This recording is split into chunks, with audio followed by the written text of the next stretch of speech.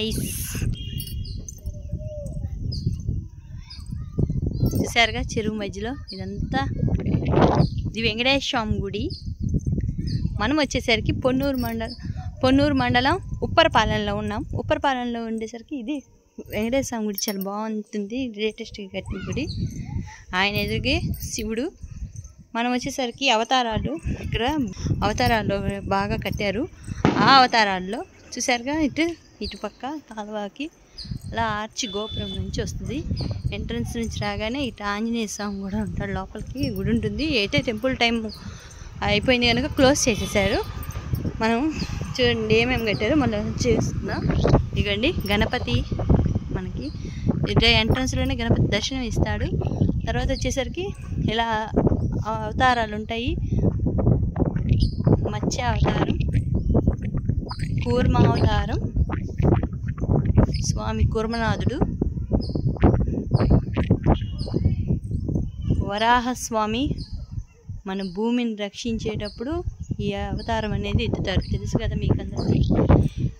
ఇది వచ్చేసరికి నరసింహస్వామి, ప్రహ్లాద వరద నరసింహస్వామి.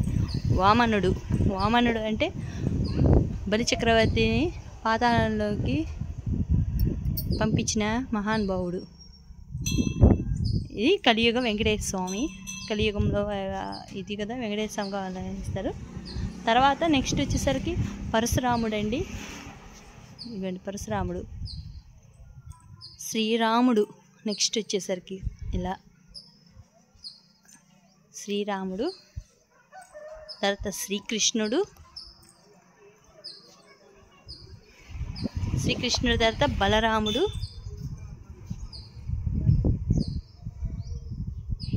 కల్కి. ఇదిగోండి కల్కి.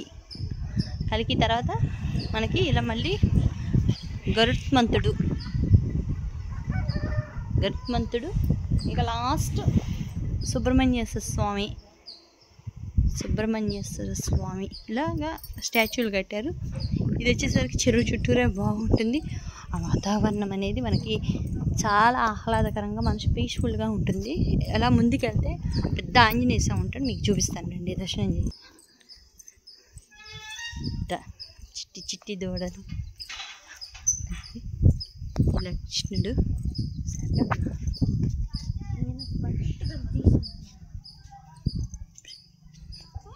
ఆంజనేయ స్వామి ఉంటాడు, కృష్ణుడు. అందంగా ఉంది కదా. పదండి. ఇది టెంపుల్ వచ్చేసరికి ఇది టైం అయిపోయింది కదా, క్లోజ్ చేశారు. ఈసారి ఇప్పుడు మళ్ళీ మనం చూసుకుందాం.